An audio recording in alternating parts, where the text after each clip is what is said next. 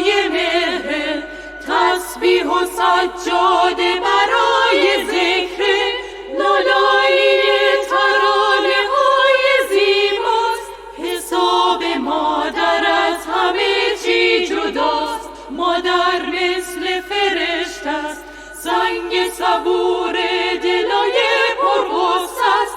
فرشته بی بال و پر مادره، ارزش اون از همه